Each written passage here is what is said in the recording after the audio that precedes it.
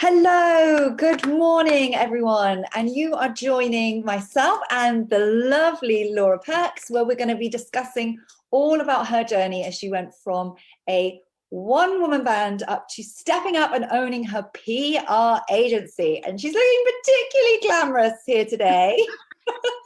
You can tell we're not in strict lockdown anymore. So, Laura, let's start this off by, could you just tell us what it is that you do and how do you work with your clients? Sure. So I refer to myself either as like a PR consultant or a publicist.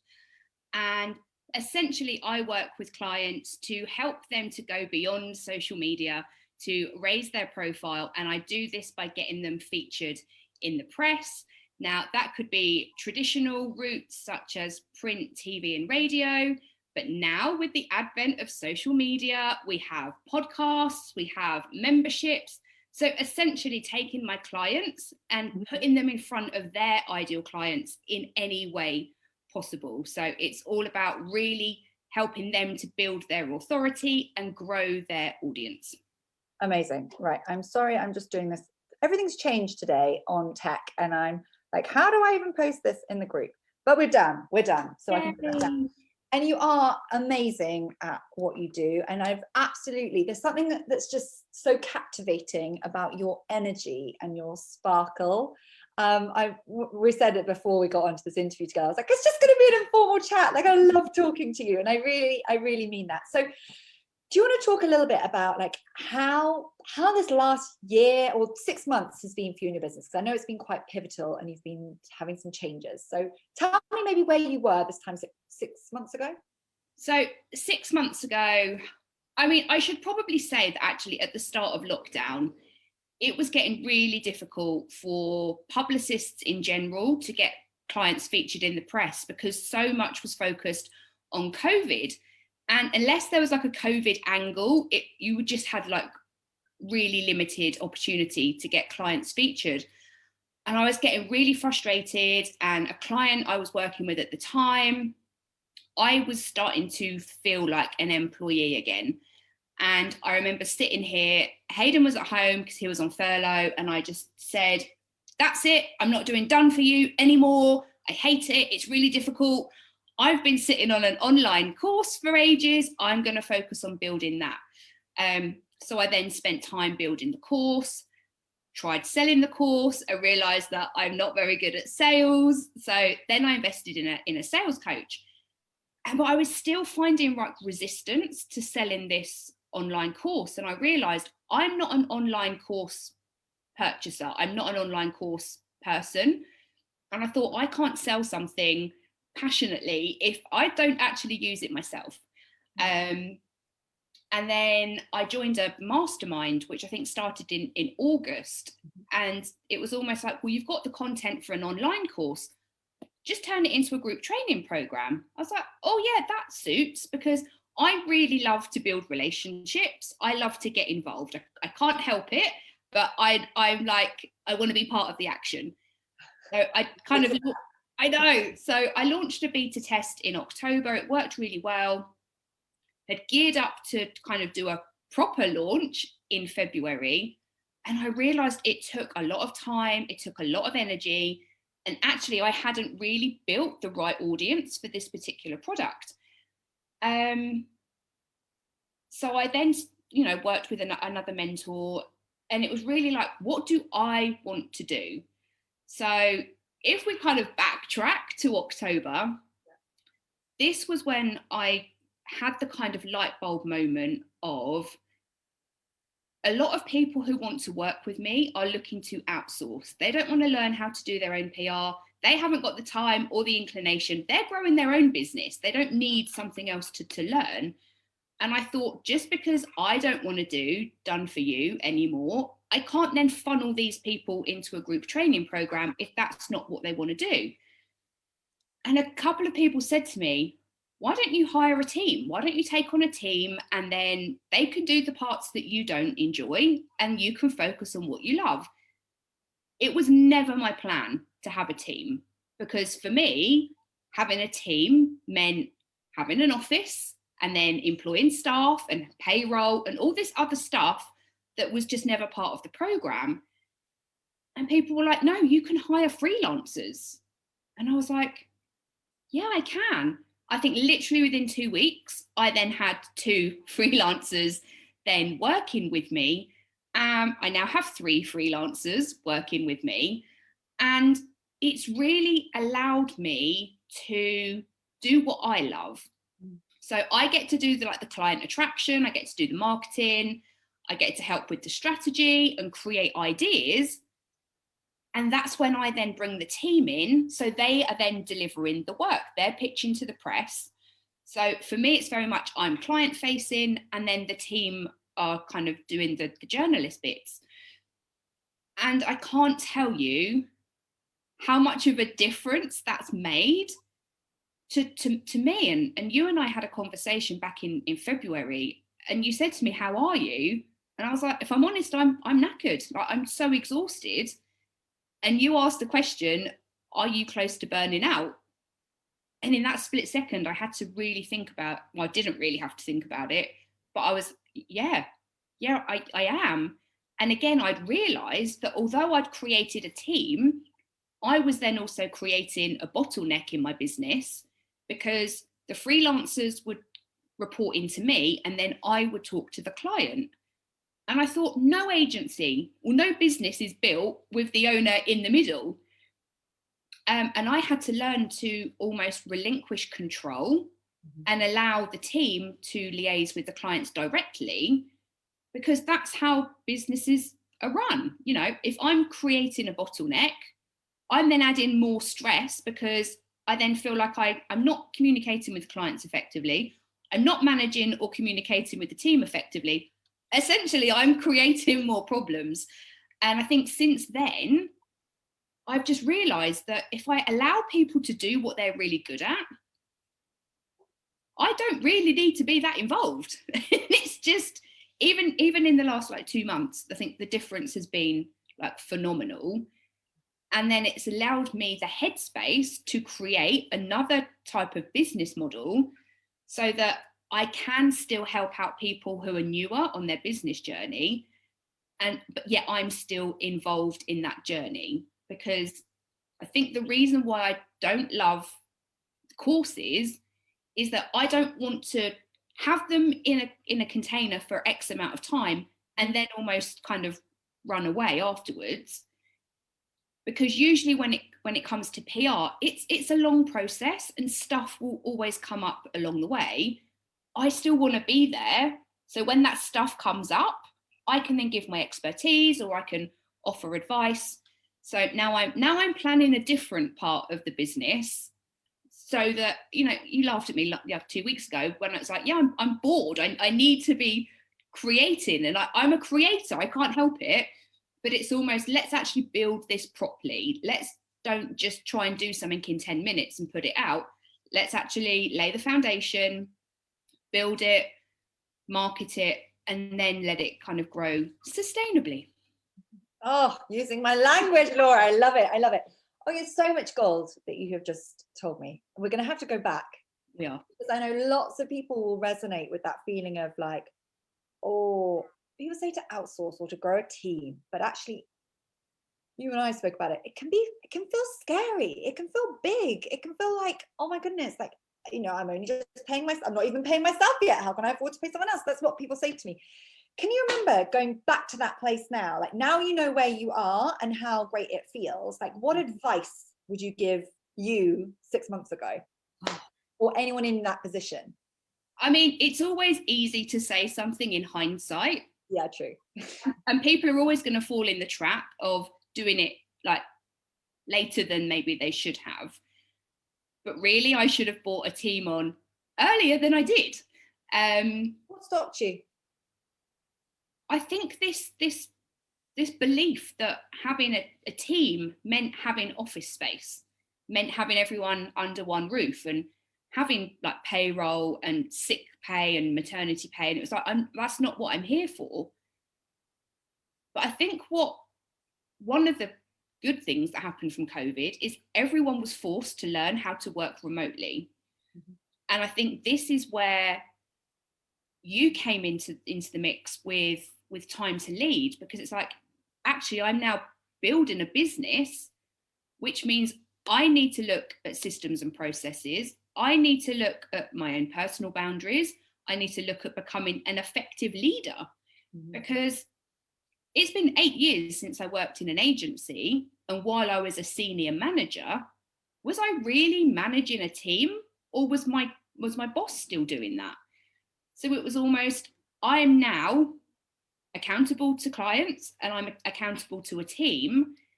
And I know I'm fairly relaxed and chilled and laid back in everything, but I need to make sure that I'm showing up and supporting the team in a way that works for their personality as well.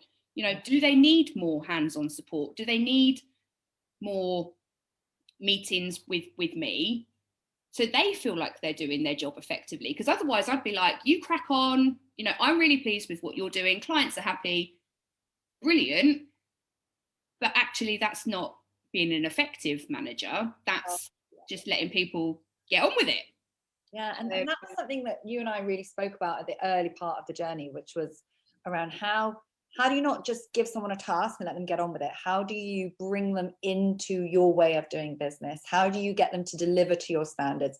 How do you create long-term relationships that you can delegate something and you're really happy with the result and you know you're getting a great return on investment? And you weren't alone when you were at first like, oh no, just like they can just get on with it. Like, I don't want to micromanage, off you go. But then potentially being disappointed with the outcome. And what we do is make sure that we're setting people up for success, like long term. And as you said about your PR relationships, like what I do is not quick win. It is about long term aggregate gains from working together.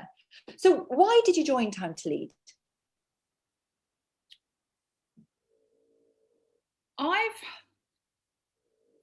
appreciate I'm quite a unique person, but things tend to like drop into my world when I need them. And you and I were on Sales Squad together.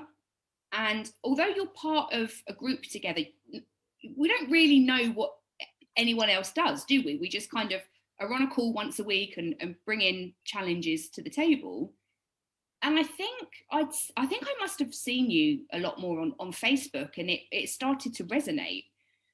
And it was almost, yeah, I need to have a conversation with Skye, because I need to make sure that the foundation's solid, because if I build a team on thin air, it's all going to come crashing around me. And I'm very much, if I'm going to do it, I want to do it properly and I want to do it right from the start, so that 6 months down the line, I'm then not chasing my tail and trying to implement a structure that should really have been there from the start. No, and I always think like the stuff that I would talk about, systems and foundations and structures and teams and blah, blah, blah, blah. I'm like, yeah, everyone thinks that that's what I absolutely adore. And of course I adore it, but I only adore it for the results it gives. And for me, a testament of these results is when, you know, we were on that call and you were looking like forlorn, like I was worried about you, and you were just trying all the different things. And I think so many people can resonate with like, oh, that's working in the industry, let's try that. Oh, that's working in the industry, let's try that. And I haven't done this and I'm not on all these platforms. And you were like, fuck it, excuse my language. Like, let's just streamline this thing. Let's just, what's going to work for me? What's going to work for my vision? If this was easy, what would it be? And we talked this through, and you're like, I'm going to cut right back and simplify and go back to doing the basics really darn well and make it fun. And then within 2 months, you're like, I'm bored. I've just won a huge client and I'm now bored. Not bored, but you know what I mean. I had your creative mind suddenly had the space. You physically had the space to bring it, you know, for new clients to join you. And then creatively you had the space. So tell us about some of the recent wins you've had in your business, Laura, because you have been flying. It's always something that you hope, and I'm really bad at goal setting. So my personality type, I very much live in the moment. I react to things when they happen. But I appreciate in business, you need to have some kind of a plan. And it was almost saying out loud what I wanted. And I think, especially in the online space, there's a lot around, you know, semi-passive income, and there's a lot around, you know, having a freedom lifestyle. And it was almost like, I don't really know what that means to me. And I think working with Gemma, really just kind of inspired me to build what I wanted, backed up with what you offer with Time to Lead. So it was almost kind of how to put that in place from a practical perspective so that I can take more time out of the business. And, you know, for this last week, I was meant to be on holiday. And I thought to myself, I'm kind of on holiday every day because I'm not sat at my desk from like 9 till 5. And I'm not feeling like I'm answerable to my emails immediately. And since I've kind of put the brakes on a little bit, I have got this freedom. And, you know, it helps that we're now kind of out of a lockdown. So if I want to go and grab a coffee, I can. But I'm now a lot more focused, and I'm easily distracted, and I'm not very good at eating the frog.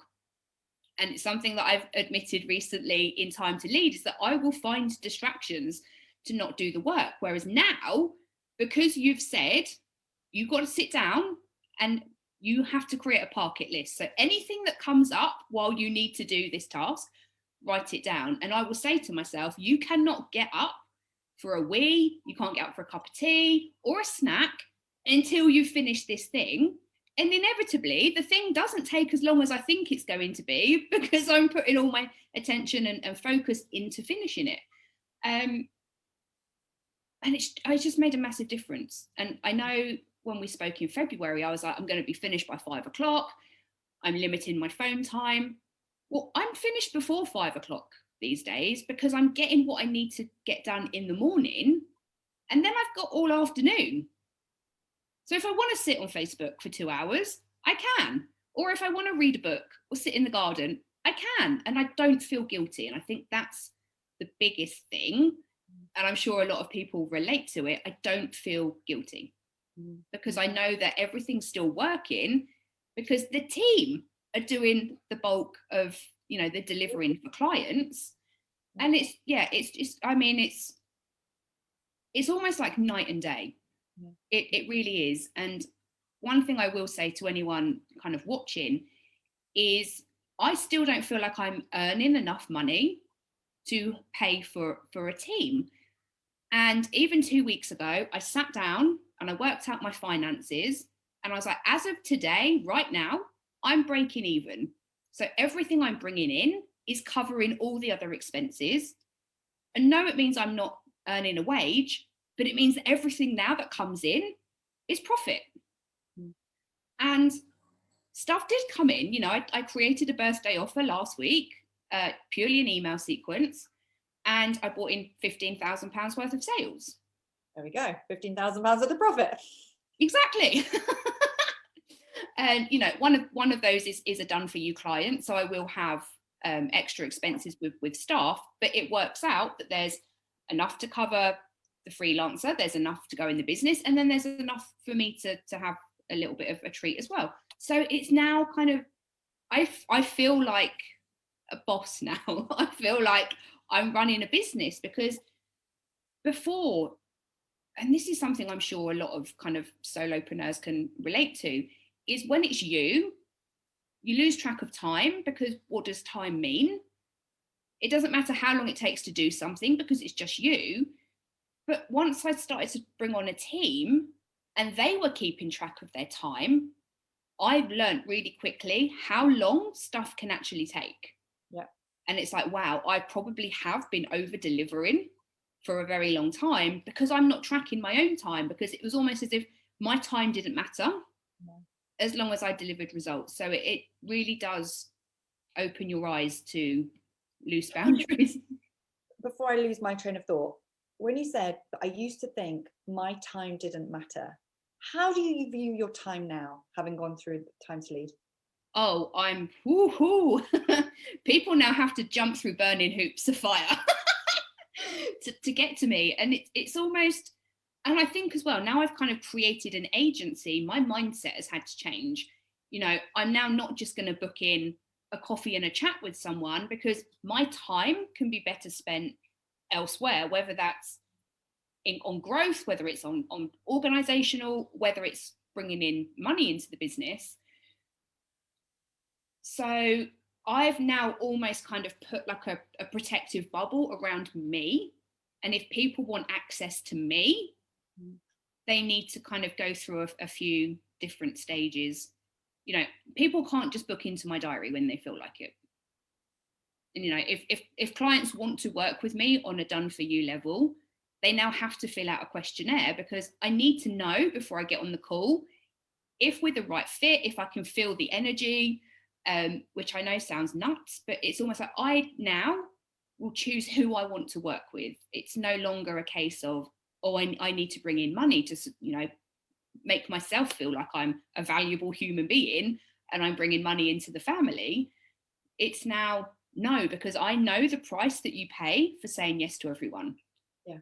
And you end up, or I very much ended up, you know, not feeling good enough, couldn't deliver what the clients were expecting because I hadn't actually set their expectations.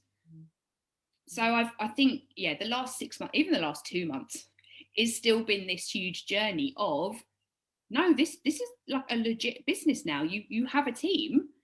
And before, you know, I'd get paid and I'd be like, oh, money. And I'd go out and buy stuff I didn't need. Now I'm like, I don't need that new handbag. I have mouths to feed. So it's almost like being an adult, essentially. So, and actually looking at the business as something that's going to be around for a very long time. Yeah, and setting up in a sustainable way. I think it's really important. I know you mentioned Jade Gemma there. Obviously, I've worked with Jade. She's absolutely incredible. And I think, you know, I do not put myself down as a marketing or sales specialist. But what I do is the practical stuff behind the scenes to allow you to market and sell and be able to fulfill everyone in a way that feels great in business. So, you know, I love it when clients tell me who else they're working with, because it's about working in collaboration and cohesion. And I hate to ever contradict other thoughts that other people are working with. I think it's really, like, I want to be respectful of that. So, you know, I am respectful of the fact that you work with Jade and other people as well, just like many of my clients. But I think what I've seen from my lens of where you've really embraced time to lead is that implementing on a practical space, like getting your ducks in a row, which has allowed you to take stock of the facts. So when in the past, I saw this like emotional spin would come and this is all just not feeling good. It's all too much, blah, blah, blah. Now you're cool, calm and collected. Well, you're never really that calm because you're full of energy. So that's great. But you're in control of this business. And yes, you're the financial side of things. You want to grow. But now that you've got capacity for you to be able to spend the time in growth, to build those relationships. And that's why you've been having these amazing sales, because you've had the time to do that. Yeah. And that's what's so wonderful seeing you in this journey is like, my favorite thing is that seeing a business owner, that belief, that inner fire, that you're able to like use your talents and do what you do best.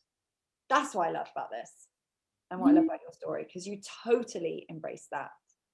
Yeah, I mean, it's tough, you know. I'm not gonna lie, it's not easy. I didn't like wake up one morning and think, oh, having an agency is the answer to all my problems, because then other challenges present themselves. Yeah, of course. But one thing I've realized since having my own business is you're constantly having to work on you, and quite often it's good and sometimes it's bad and sometimes it's really ugly, but there's always been something worth it at the other end. And, you know, whether it's mindset work or imposter syndrome or not feeling good enough, sometimes we just have to do it. And I'm very much of the opinion of, if you don't try, you never know. And I don't believe in living life with regret. So it's like, if I try this and it doesn't work out, I haven't failed. I've just learned how to do it another way.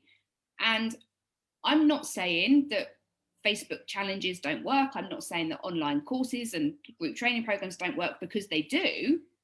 They didn't work for me in the way that I'd done it. Yeah, exactly. But this is the thing, we're all individuals, aren't we? And that's why the first part of Time to Lead is all around identifying you, your strengths, like the business strategy you've got, because if it doesn't align to the vision of how you want to run your business, then we kind of need to change what it is you're doing. Yeah. Because ultimately that forms part of the foundation, and why it's a really important first step. And you know, when you're like, I'm just gonna like, we're just going to stop doing this and we're just going to start doing more of this, it's like, okay, now we've got clarity, and then you free up the space, and of course you can always go back. It's your business, your rules. I think that's super important. Can I ask you then, anyone who is sort of on the fence? So what I find with people with time to lead, there's this like moment of working with me, which like, if I say yes to Skye, it's not just about the investment, it's about what the investment means. That like, oh, I've got that. And I said, it's that like moment of, I'm going to jump in the cold pool. I really don't think I'm that scary, or what we do is that scary, but of course there is that perception. So anyone who's in that like moment of what is this going to mean to enter into time to lead, what would you say? And what would you say was the main things you and what you see from others get from the program? I think one of the biggest things, and this isn't something that you say outwardly, it's not in any of your marketing or your messaging, is you give people permission to be where they are. You know, there's no judgment, there's no expectation. You're here today with what's going on, and we're here to help you develop and take the I was about to say the right steps. They're not always the right steps, but we're here to help you build, however that looks for you. And you know, sometimes when you post in the group, it's almost like, oh, I don't want to trigger anyone else, because I don't want them to then feel like they're further behind. But then I see other people who I'm like, oh my God, they're so further ahead, but they're still experiencing challenges. They're just different to the ones that I understand. And I think the great thing about the community is you have a real eclectic mix of business owners. We've all got different strengths and we've all got different weaknesses. And I think Time to Lead allows you to understand that you can let the weaknesses go. This is where you can outsource. And I think this is one of the big kind of learning curves, because it's quite early on, isn't it, in the Time to Lead journey, is looking at what do you love, what are you good at, and what do you hate? And all the bits that you kind of hate, outsource. And the bits that you love, but it's taking you too much time, outsource. And it's almost, wow, you mean I don't have to run my business entirely on my own? Like, I don't have to be everything to everyone. And so I think being able to learn that in a safe space with other people who have all gone through the same training and are all admitting the same thing, which is, oh my God, I'm working too much in my business. And when I work out how much I'm paying myself, it's about 50p an hour. Like, that's not why we set up our business. So I just think, and nobody wrote a book on how to be an entrepreneur, and nobody has written a book on how to run a business. And I think Time to Lead is probably the closest thing on how to go from a one-man band to building a sustainable business, because there are so many courses out there now. There are so many people saying conflicting things. You almost then become overwhelmed and don't know where to go. So Time to Lead for me was a no-brainer, because you were offering all the things that I knew I needed, but I didn't know how to. I probably did know how to implement, but I wouldn't have been able to do it in the comfort of you kind of having your hands on my back saying, I'm here to support you. So you build what you want your way. This is a framework that you can use, but I'm here to catch you if you have a wobble. And, you know, we'll celebrate the wins, and we'll work through what hasn't worked out so well. And I think that's what I really love about it. And, you know, I think it's testament to you and who you've attracted is that so many of us have a varying degree of business, but we're all there supporting each other. You know, I don't see any kind of backstabbing or bitching behind anyone's back. It's just, no, turn up as you are and we will help you to get to where you want to be. I actually, like, I don't know if you can see, but I'm properly welling up. Like, thank you for my words, but I've never heard it being articulated in quite that vein. And when I listen to what you're saying in terms of a community, a culture of where people want to strive from being that in that day job of to running a business, and to go from being that solopreneur one-woman band to having a sustainable business, and the practical steps of you do it your way, but I'm going to catch you, like that is exactly what I wanted to do when I started this a year ago. And I can't tell you how powerful that is, like hearing that back. So thank you for looking at it in a different perspective. I really appreciate that. And that has absolutely filled me with tingles and made me think like, yes, I'm going to, even when, you know, whatever happens, I'm going to keep going with Time to Lead, because it is really important. It is really important. So thank you for those lovely words. So let me hear though, a moment of your future. Where, I mean, if the last 2 months have been pivotal, where do you think you're going to be in 6 months' time? Where are we aiming for? What are the non-planner? I'm asking you to tell me the plan. I mean, interview you again. What are you going to be saying? Wow, that's interesting. I mean, I still don't really have a plan. I'm not going to lie. So in 6 months' time, the agency will still be running itself, and actually, that's going to expand as well. So actually the client that I signed last week needs social media support. So I now have a social media manager kind of sitting under the PR with Perkes banner as well. So it's very much going to be, what do clients need? And then what additional support can I bring in? And yes, the client could have gone to the social media manager directly, but it makes sense for the two of us to have a relationship, because the PR stuff and the social media stuff will go hand in hand. So it makes sense to have it all under my umbrella. In 6 months' time, there's going to be the kind of the semi-passive thing that you and I haven't even spoken about yet, because it happened last week. And it's almost still helping people who are starting out or kind of ramping up in their business, where I'm still teaching them how to do it, but then I'm creating that safe container with my hands on their back to support them without having to be too involved. Because yes, I have all this energy, but then I can get really tired. So while running the 4-day Facebook challenge, I almost needed a week off to recuperate. It was kind of too much on my nervous system. So now it's like, let's redirect that energy in a more sensible way, where you're still helping and you still feel like you are offering the support after you've actually finished working with them. So actually really similar to what you've created with the Leaders Way. It's kind of like an extension of that first initial program. So I love it. That's, and again, you go back to like the bread and butter, the bit that brings in your business, like the stability. That's all going to keep going. But what we've done is freed up your time to be able to do the other projects, the experiments, the passive stuff. And that's probably what a lot of people want to do. Like, I so have all this dream of doing all this stuff, but I'm stuck in the day job. So we release you from the day job to spend more time building the other arm of your business. And that's what I'm so excited to see where you're going. And I know you're going to beyond double your business this year. I don't know quite where you're on track for this coming up, but the world is your oyster, and I can see it happening. Yeah. You feel confident about that? Oh, totally. Yeah. And this is the thing. So I actually worked out, so what I've bought in the first quarter of the year is more than I made last year. Oh, wow. Which people are thinking, oh my God, that's amazing. Like, don't get me wrong, it wasn't huge last year, but the fact that I've managed to kind of already increase that in the first 4 months. And I think once you start looking at the figures, and yeah, they're scary, but once you know where you are, you can see what you need to build. And yeah, at the minute, I just kind of feel like an octopus. Yeah, I've got different tentacles and they're going out in different places, but I'm giving away enough of myself and people are getting enough of me that they feel like they're getting the value.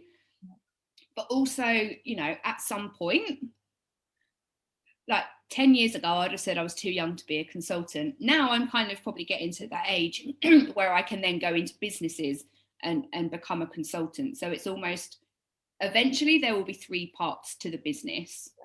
And over the years, public relations, I think people's understanding of it has changed, how it works has changed. And I co-host a room in Clubhouse every Friday, and we talk about PR and marketing for growth. And so many people, I mean, it fascinates me, are not utilizing the entire kind of marketing suite that we have at our fingertips, because, you know, it seems a lot of businesses focus purely on social. And I'm like, you know, that's great. But what if social media collapsed tomorrow? You have to do all this other stuff. But as one-man bands and solopreneurs, we can only do so much. There's only so much budget. We don't see ourselves as a brand. So for me, it's almost allowing everyone to benefit from what like the real big boys are benefiting from, so that they can then build a sustainable business. So yeah. Oh, I love it. I love it. So I'm just going to draw us to a close. Tell me, how can people come and find you, connect with you? What's the best way to get in touch? Well, I'm pretty much everywhere. So on LinkedIn, I can be found as Laura Perkes. Instagram is PR with Perkes. And then on Facebook, you're probably better off connecting with me directly, because I love sliding into DMs and building relationships and having conversations. It's what it's all about. So Completely agree. yeah. Oh, Laura, thank you so much for joining me today. I so appreciate you taking the time out to come and talk to us about your experience and share your business success. And also there's been some amazing bits of advice for people who are just like, oh, I'm not ready. You're never going to be ready. Just do it. You got to just decide.